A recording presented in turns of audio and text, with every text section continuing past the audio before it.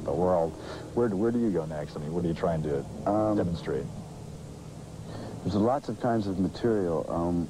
Basically, with all kinds of different reactions in the press and this and that, it was kind of like the only way to show where we've been and to make ourselves happy was to just try to put it all out.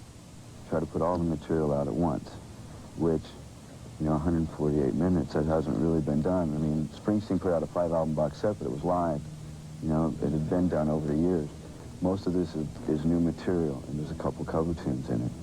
Is this album going to be also mixed up like GNR Lives? There's going to be a lot of acoustic stuff on it, too? Are there going to be different stylistic things going on? Yeah, there'll be a few acoustic things. There'll be some songs that are acoustic going into electric, back to acoustic and stuff like that. I actually play guitar on a couple songs for the first time. I can only play 2 strings, but it's some pretty cool punk rock type stuff. Well, how come Steven left the band at this critical juncture? Steven didn't leave the band. Or how come you and Steven was fired. Oh, okay. Steven, we gave him every ultimatum. We tried working with other drummers. We had Steven sign a contract saying if he went back to drugs, then he was out. Yeah. He couldn't leave his drugs. And other things have happened involved with Steven, that Steven is basically someone I used to know. It makes me feel bad, but there's other things beside the band that he was involved in with his drugs that have been very dangerous and scary, and I want nothing to do with him. Is that what you were talking about when you were opening for the Rolling Stones in L.A. last year? And you said somebody in this band has been dancing with Mr. Brownstone, essentially? Oh, there was... majority of the band was at that time, or too much alcohol, or too much something. I was eating too much or whatever, and just sitting on my ass too much. Yeah. How's it going with the new drummer? Is he fitting right in? Or it must be very hard at this point to bring somebody new into the band, isn't it? It was a miracle. Yeah. He has saved the band's life. He came in, he's in an up mood, he works, he writes his own material. Yeah. He writes a lot. He works real well with us. He takes suggestions well, he keeps everybody in line, keeps the timing great. He played 29 songs a month. You mentioned one of the covers you're doing is You Only Live Twice. Why that, of all the songs in the world? No, Live and Let Die. Oh, I'm sorry, Live and Let Die. Live and Let Die. I don't know, I was watching I thought about it once a long time ago, but just thought you'd never be able to get that the way it sounds. Yeah. It's done that well. And then I was watching, I'd rented the movie, and I was watching it, and I just went, this song sounds like Welcome to the Jungle 2. It's like now that you're here. So, and it just felt right. So we ended up playing it a little bit in rehearsal, and it started working. And now that we actually have gone in and started recording it, we're finding out that, wait, we are good enough to play this song. Yeah. We didn't think we were.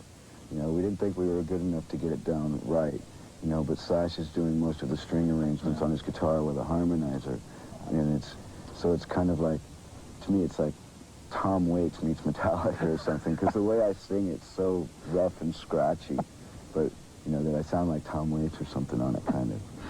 It's working out really good, and it sounds like us. Yeah. So, everybody that hears it thinks that it sounds like the perfect song for us to do. Have you got anything coming up? You had mentioned there's something a song on this album that's coming up that might cause some problems, you think? Is there anything? There's a song called Coma that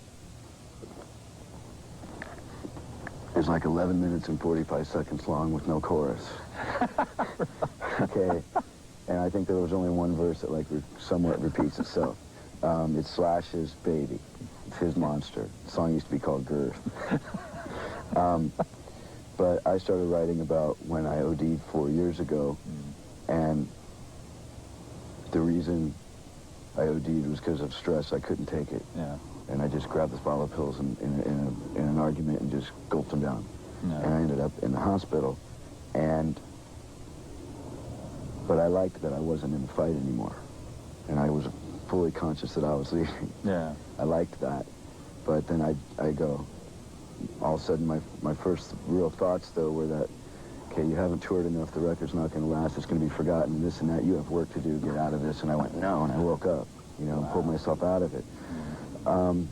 But in the describing of that, some people could take it wrong and think this means go put yourself into a coma. No. You know, and so it's really tricky, and I'm still playing with the words to figure out how to, like, show some hope in there. Yeah. Well, you seem to have, I mean, from a couple of years ago, like ODing on pills, you've come a long way since then. Do you feel more settled down now, and you seem pretty relaxed and together?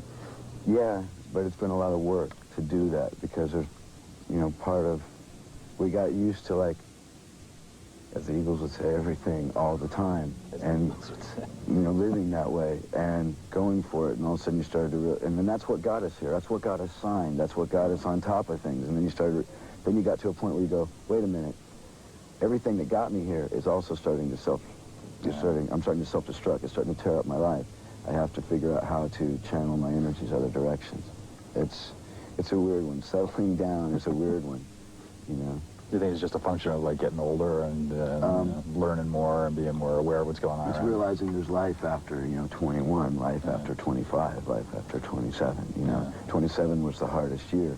I met Prince, and I was talking with Prince, and he was like, how old are you, 28? And he goes, last year was the hardest, wasn't it? And he was saying how 27 is like the bitch. It's the hardest year. Really? 27 was definitely my hardest year. Well, it's all behind you now. Yeah, it's still a mess, but, like, I'm used to when it gets a mess. Yeah. Did you consider that valid when people say, well, you're up there in front of kids, you have to set a good example? I mean, a lot of people say, well, no, I'm an artist, I don't have to set an example, I just do my art. I mean, how do you feel about that? It's real tricky. Our first major tour was with Motley Crue, and the audience was younger than most audiences we played, like on the Aerosmith tour or in other tours or our own tours and the tours with the Cult. And it was real hard to do the song It's So Easy. Yeah. Because there's a line in there, I drink and drive and everything's in sight. We were talking about kind of how we got away with things and we're lucky to be here. It was real hard knowing that some of these kids would just go out and go, yeah, I drink and drive, everything's inside. I mean, Izzy put it best when he said, a lot of people think our record means, you know, party and do cocaine and rock and roll, and it's like, and that just ain't what it is. And so Izzy was going to quit at one time because he didn't like the way people were reacting to it. Heard something on the radio last night when Frank Zappa broke up the Mothers. It was because people were clapping for all the wrong reasons. Yeah. It's hard when you know that you're doing your material and the audience, a majority of your audience, isn't getting what you meant.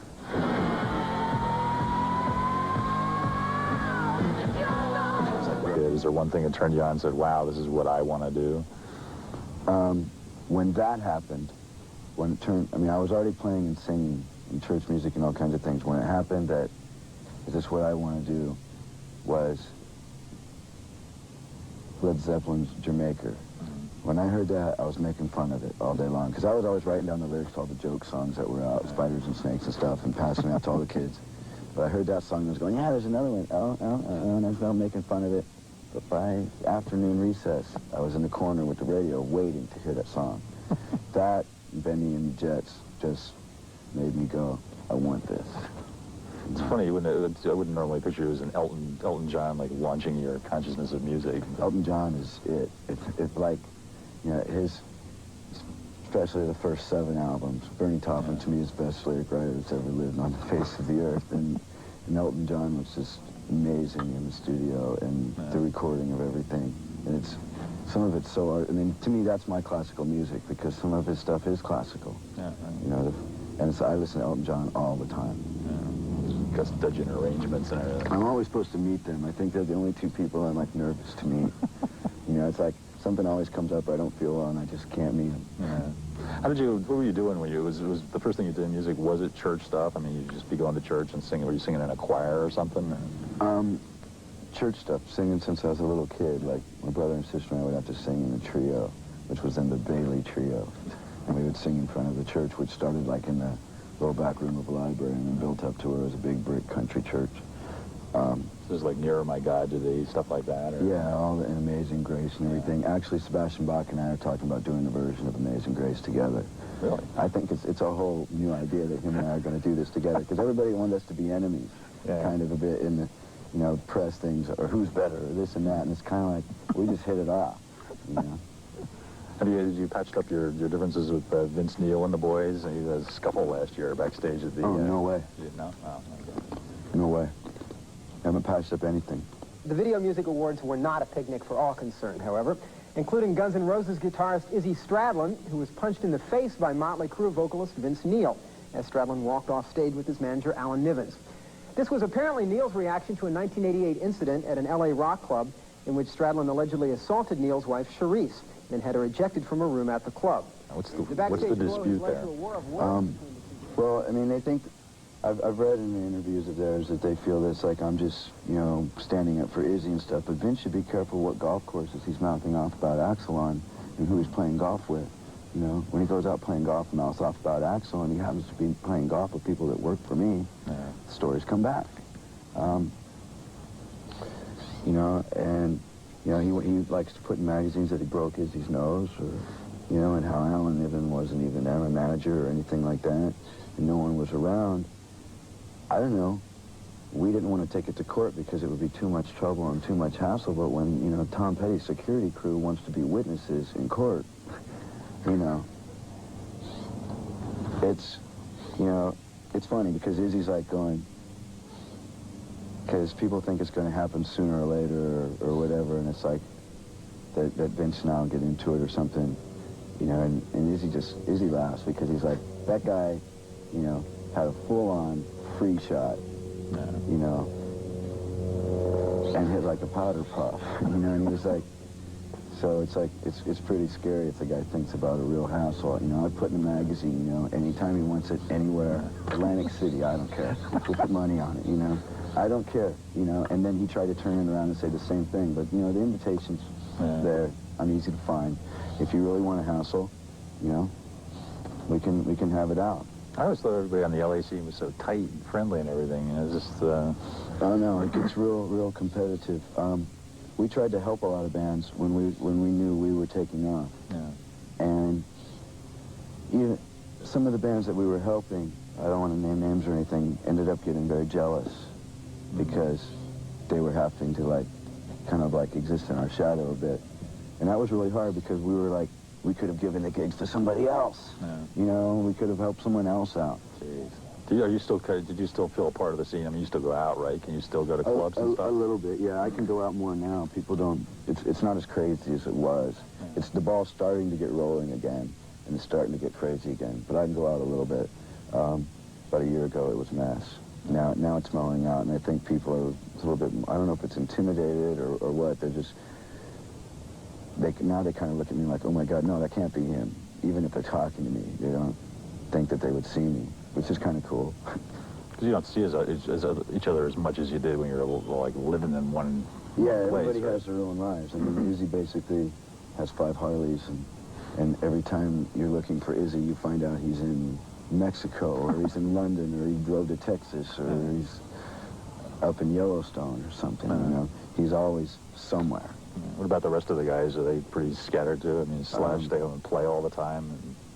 He's always working on something, working on his house, or working on someone else's record, or something like that. So we don't really hang that much, but we call each other up on the phone to tell each other what we did. You know, we're best friends even though we have separate lives, somewhat, you know. And we brought that friendship back together, you know, because otherwise it was getting to a point where, okay, then we are going to go separate. Can you imagine yourself ever going off and doing like a solo album? Can you imagine finding a band that would be for you what Guns N' Roses is? No, I can imagine finding people that play really good that I want to do songs with and see about possibly putting a solo project together at some point, but not getting the same effect. Yeah. But I can't really see trying to duplicate what Guns N' Roses is, because Guns N' Roses is so much more than we ever thought it really would be. It's actually, it's like a dream band having like the hummingbird. It's gone. It's like you were going to do a version of Welcome to the Jungle with Ice-T. And it was funny because we were talking to Chuck D in Public Enemy recently, and he's really into like slamming music. And he said, so what do you listen to? What do you like? And he said, Guns N' Roses. They do slamming music, which is odd. You wouldn't expect to hear this in rap circles. I listen to Public Enemy now all the time. Really? Yeah. I listen to Public Enemy, Ice-T, NWA, and Ghetto Boys. Hey, do you think that there's a future for you in rap? I mean, are you good at this? I'm not that good at rap. And, you know, I listen to it a lot. It's like, I like it because it keeps me awake and aware of what's going on. Yeah. You know, it's like I watch the MTV raps more than I watch Headbangers Ball. Yeah. Headbangers Ball has a lot. Some stuff's good. Some things are like, I don't know. I look at it like, yeah, I was there 5 years ago or 6 years ago. I want to move on. I listen to Public Enemy a bit more because of all the social issues they bring up in their things and in their songs and stuff. So that's like, I don't know what I agree with and what I disagree with at this point. I'm just listening to it and enjoying it and enjoying that someone's taking that strong of a stand on what they believe. What do you do? Well, let's take Two Live Crew as an example. I mean, this has been a good and a bad year for them.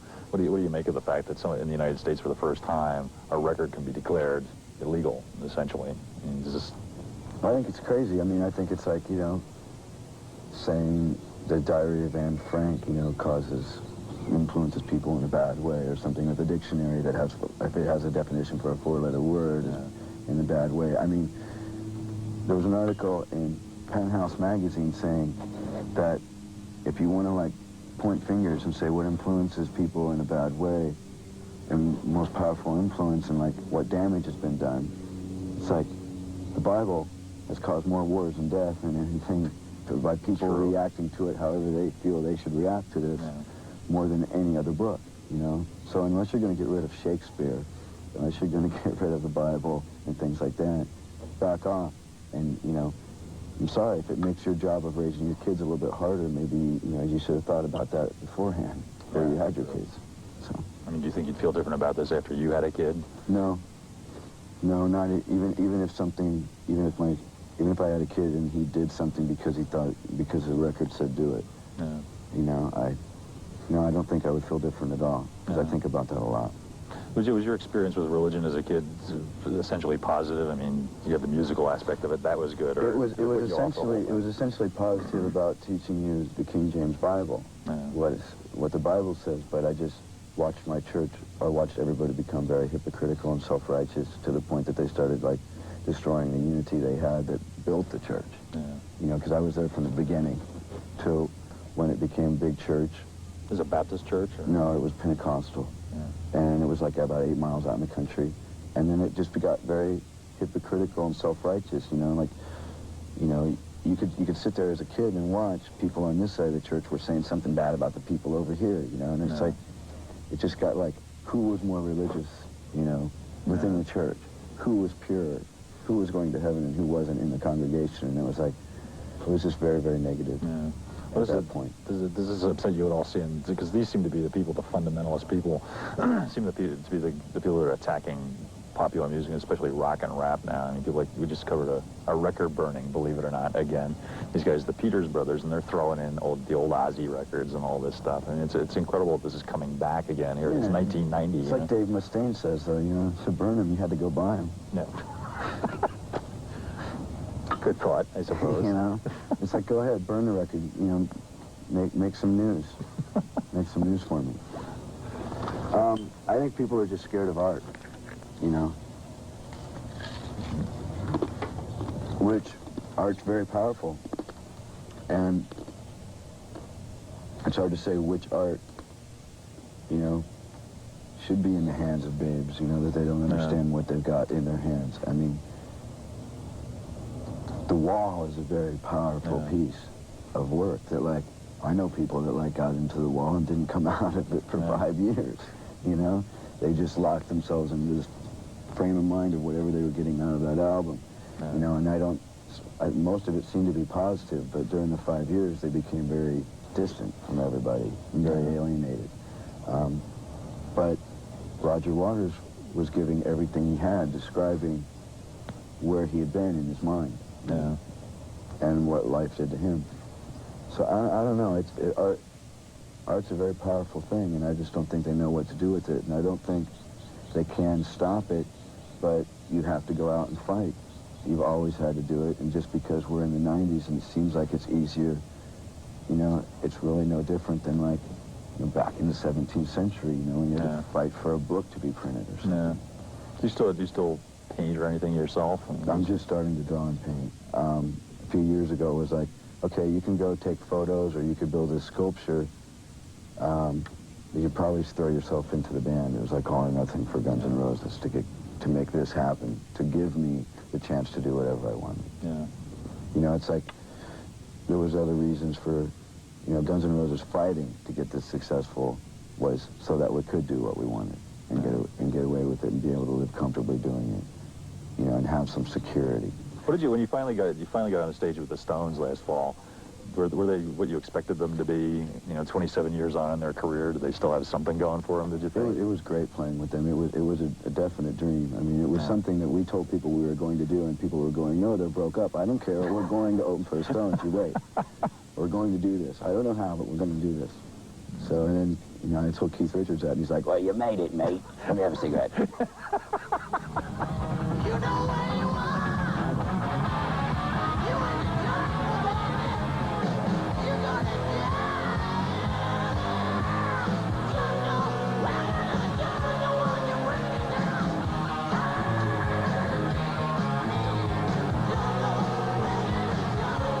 feel my perfect dream. You know where you're the one you're bringing down. Bring it to your knees. You know where. Middle-aged crooners, G-rated soundtracks, and sugar-coated pop singers. But in the second week of May, a British hard rock band's debut album managed to crack the top 10 without releasing a single for radio airplay. That band was Led Zeppelin. Almost 20 years later, popular music had come full circle. The best-selling albums in the country included veteran rockers, British synth pop, and teen idols. But in the third week of April, a hard rock band from Los Angeles entered the top 10 with their debut album, Appetite for Destruction. Once again, the record-buying public was way ahead of radio programmers, rock critics, and the rest of the music industry. Despite the fact that they couldn't get any radio play, the public beat the media. They said, we want this. It sounds like a rock and roll band to me. It sounds like something that isn't manufactured. Whatever its qualities are, they seem to be genuine.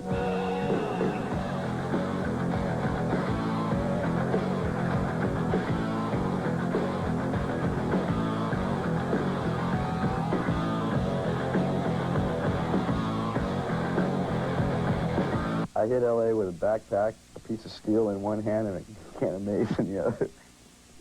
And you guys were trying to sell me joints everywhere. And then some black guy turned me on to the bus station. So I found the bus station, and there'll be a song all about the bus station on our EP called One in a Million. And then I rode all around Fullerton, thinking it was just the smallest city I'd seen, and I would find Izzy. I rode the bus for like 2 days. Never found Izzy. I just saw a picture of Izzy and Axel. I said, "If we get these two guys and another bass player, we could have the best rocket band." And it was for flyers when we saw them. And we went to the show, and I was right. And we asked them. We ran an ad for a heavy metal punk glam guitarist, blues influenced. And Slash showed up, and we said, nah. But he kept popping up everywhere we were at, and all of a sudden we started working together. Then I moved to California, and I wasn't that good of a guitar player, really, to be like, because there's a million guitar players in L.A., and then my drum kit was just a piece of junk, you know? So I said, okay, I'll play bass, just get my foot in the door. And this is the door I stepped into. We were the only 5 guys that could have made up Guns N' Roses. I mean, we had different combinations of us in different bands, you know, throughout the time we were coming up and getting together. We couldn't, there was nobody else in L.A. we could have played with, so it was inevitable that the 5 of us would get together because that was it. I mean, there was no other combinations that was going to work. And eventually, you know, there was enough people that had known us over the years that we were able to have a following and go in, and we worked our way up. We started Tuesday, then a Wednesday, Thursday, Friday, and then Saturday. As soon as we got to Saturday nights, we were headlining, you know. And so then a year of headlining, we were fine. On August 29, 1987, Guns N' Roses released Appetite for Destruction, a dark, violent album with explicit lyrics and controversial topics. The album's original cover art, featuring a Robert Williams painting, was banned from record stores in the United States. The songs described life in the seedy Hollywood underground, including tales of rebellion, drug addiction, and paranoia. Against all odds, Appetite went to #1 on the charts and sold over 12 million copies worldwide. Everything's about something that's happened to one of us or something. And I think kids really dug into that, you know? It's about real stuff that they deal with. I mean, kids today in America, there's crack, heroin, you know, there's, pregnancy at 12, there's AIDS, there's just all this heavy stuff. I think a lot of it has to do with advertisers and advertising dollars and what radio stations will play so they don't lose advertisers. It's got greedy and institutionalized. That's what's happened to it. I think that's why we're doing so well, because we're sort of like a shot in the arm for the rock, for rock and roll.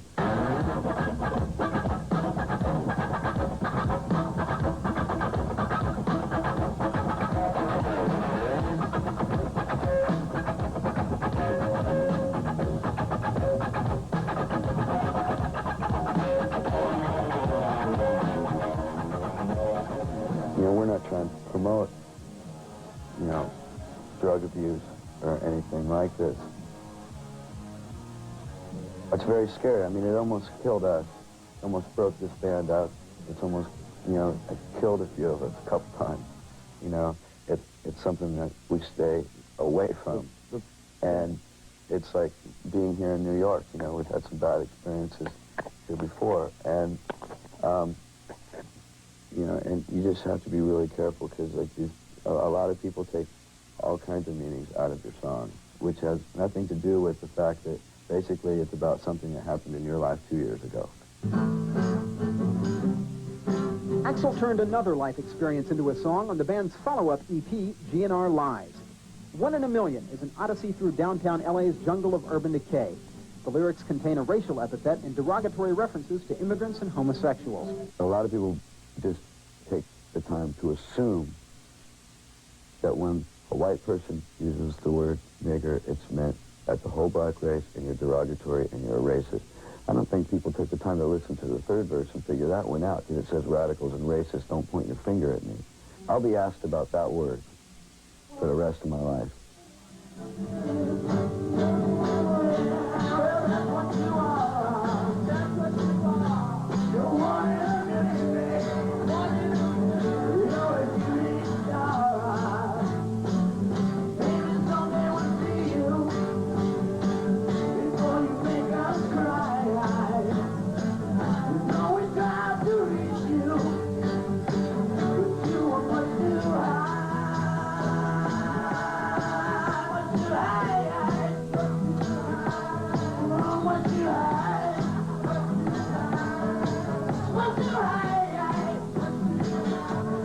We're more prepared to fight to the death and go down in flames than to make it.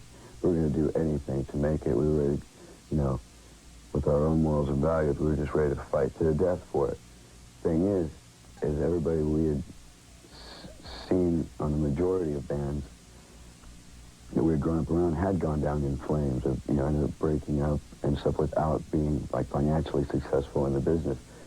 And then all of a sudden, we did succeed financially and everything. I think we were more unprepared for that than anything. Me and these guys, it was just a ride together. And we used to go, cut open the fence, and there was these banks in the school that skateboarders used to use, and we used to use them with our bikes. It was when pool riding first became popular. I met Slash, I was at a little elementary school riding my skateboard. Just this kid on a skateboard went flying one day. I fell off and hit my head on the ground. It was a good 7-foot drop, too. The ground came rushing up to meet him at such a pace. I was like, oh, man, this guy's got to be wounded. And he said, are you all right? And I said, yes. And I met him in school. My teacher was chasing me around the room and chased me into his room. His teacher was yelling at him. And that was right before we did the entire 7th grade together. And then after the class was over, we got together and sang King Tut on the 3rd floor railing of the school, right on the edge of the little railing.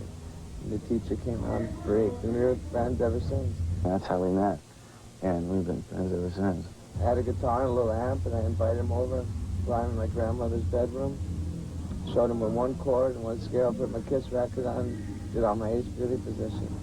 Izzy was Izzy since junior high, Isbell, Izzy. And I remember he had on a sheet behind his drums, Izzy! It was great. And everybody knew him as Izzy. Everybody's name kind of suits them. I added to those, too. My parents gave it to me. I don't know how they came up with it, but it stuck. My name now. Bonehead? Yeah, Bonehead. A friend of mine's dad used to call me that whenever I came over, my best friend. I used to come over and he'd go, hey, Slash, and it just sort of like stuck. I took him along, name of the band. My friend used to write down, my friend Dave Lank wrote down names of bands.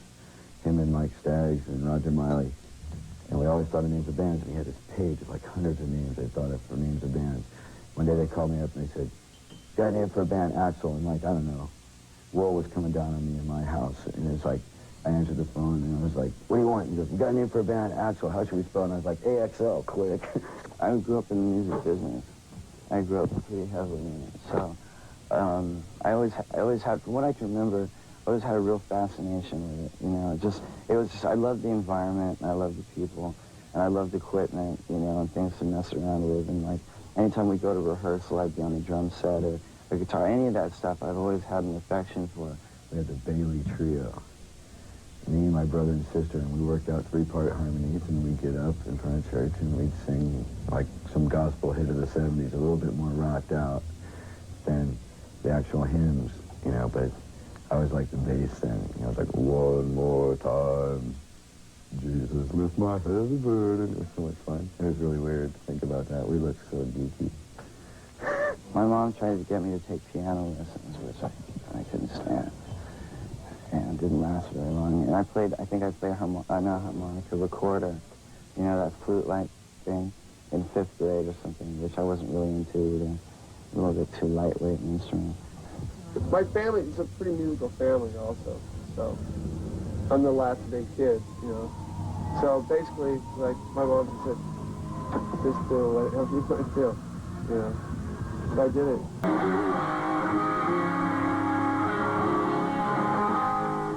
He'll be very quiet and stuff most of the time, and really won't let a lot of himself out until he picks up the guitar. And then his heart and soul seems to pour out through the guitar.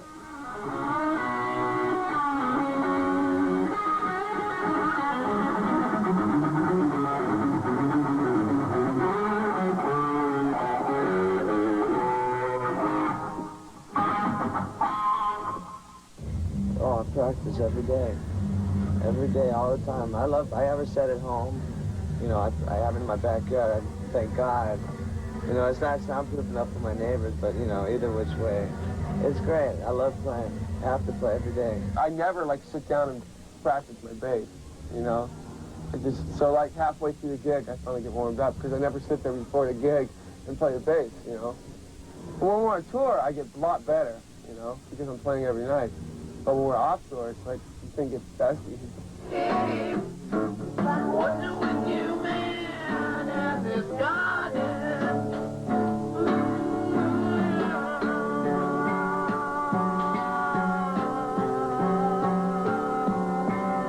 I can't do those woo things that Rod Stewart does, like in Hot Legs and stuff, no matter how hard I try.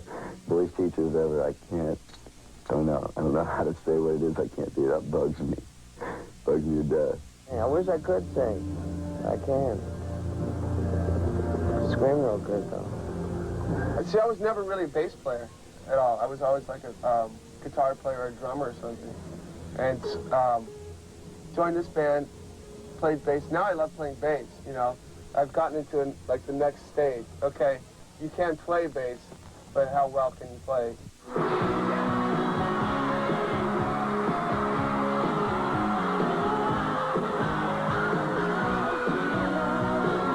Didn't own anything, you know.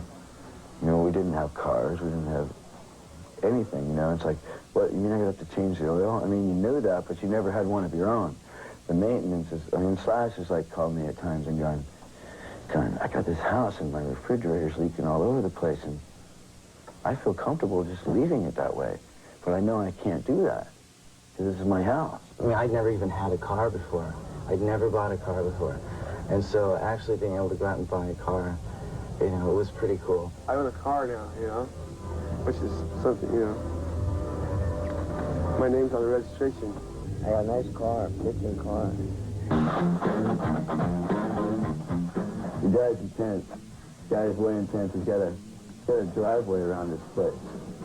got like 5 acres in this pond, and he's got this driveway around it, so immediately he goes out and buys all these go-karts and stuff for all his friends so they can get drunk, and all the neighbors are just like going, every house is for sale around Izzy's house now, and nobody can touch him. It's out of the city limits. They can't, you know, then they go outside and he's shooting off his AK, and it's pretty intense. You can come into my house on a given day and find a snake in every room. I got 2 dogs, 2 Chinese pugs, little dogs. They're really Benson and Buster. I love my dogs. Pythons and boas and little tree boas and reticulated pythons and blood python, and, Burmese python and carpet pythons and African rock pythons and anacondas and all this stuff. And then I've got I had like a bookcase that I converted into another snake tank. It's got tree boas in it and stuff. It's cool. It's a lot of fun. I have 2 dogs. Yeah. 2 yellow labs. Yeah, Chester and Chloe. Well-trained. Well-trained dogs, yeah. The band wants me to bring Torque on tour because he's fun to party with. Because he's fun. The dog is fun. He's this little dog. He tries to attack Akitas and things. He's 4.5 pounds. He'll get bit in half. But he's like gnarly, and he's fun. And they wanted me to bring him on tour, and I'm like, who's going to clean up? And they went, well, that is a problem. You know, and it's like, I'm like, I can't do it. There's no way. Yesterday, there was so many things I was never shown. Now that I'm starting to learn, I feel I'm growing old because yesterday's got nothing for me. Or pictures that I'll always see. Time just fades the pages in my book of memories. Yesterday got nothing for me. Play something else now. Lives the bad. Where should we go on the road? I want my bus. I want a bus. Dougie, where's our bus? I'm not bragging or anything, but something about we can turn a Coliseum into a club, you know? I don't know what it is, but that's what happens. And we generate a weird type of excitement. I mean, Izzy put it best. When you're doing a ballad and people are killing each other in a crowd, like in Weedsport, New York, beating the crap out of each other, something's wrong. We don't really understand it. We like the energy. You know, and everybody likes to see a good barroom brawl or something. But when it turns into such a mess, I mean, a barroom brawl is a movie. It's not real life. There's some fierce stuff happening there, you know? There's a lot of pain and a lot of violence, you know? When we get together, there's a lot of violence and you know, it's just a lot of stuff. We've lost a lot of friends. Last couple of years together, all of our, you know, we've lost some friends. I'll let them know. You know, it's a lot of stuff we've gone through together, and we get on stage, all 5 of us together, it comes out. The rest of the band will bounce back quicker after a show. And Steven, you know, runs the dressing room, wants pizza, and he's out to find the girls and everything. It's like, I need about an hour to pull my head back together. Because every song I sing, when I'm singing it, at the same time I'm like dealing with the crowd and stuff, I'm also thinking about the situation when I wrote the song, which could be 9 years ago, and where that person is now. All this stuff's going through your head like a million miles an hour. So, but it broke. I mean, it broke. And we were on the road. It was just weird, you know? It's weird. We'd get back on the bus. Our album's #1.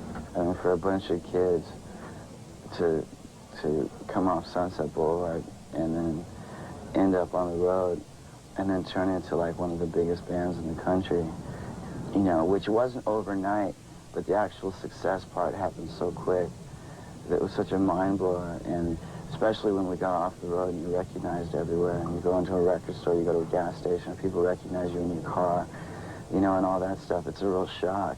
I mean, it definitely, you know, set one over on me. It threw me for a loop. I knew what I knew until I was 23. Now I've learned a whole new life in 2 years. A whole different life, you know? So it's just dealing with that is just kind of weird. I'm not complaining, you know, but it's weird. It's like cramming 8 years of college into, you know, a week. And since so much really bizarre stuff has happened to us over the last 1.5 years, 2 years, with that, there's a lot to write about. I feel I have responsibilities to myself and to the music and things I want to do with it. Like, you know, trying to relate to as many people and help open their minds up and at least make them think. I'm not telling them we can save the world, but I can kind of describe the world and, you know, and just at least let them think about it, you know. People might listen to the album and think it sucks, but I think the songs are really good, and there's really no pressure on us, you know, the success of the last record, but, you know, there's absolutely no pressure on us at all. You know, maybe if we only sold 50,000 copies or something, there would be, but, and even if that happened, we'd say screw you to the record company, you know. As far as I'm concerned, the new material is great. It's a lot darker, a lot darker. I dig it. I hope this album's more successful because I just want to bury Appetite. You know, it's like, I like the album, but I'm sick of it. I don't want to live my life through that one album. I have to bury it. So, rather than just throwing a bunch of songs together that we think are fun, we're going over it, you know, with a fine-tooth comb and just working on everything to try it. That's the goal, bury Appetite.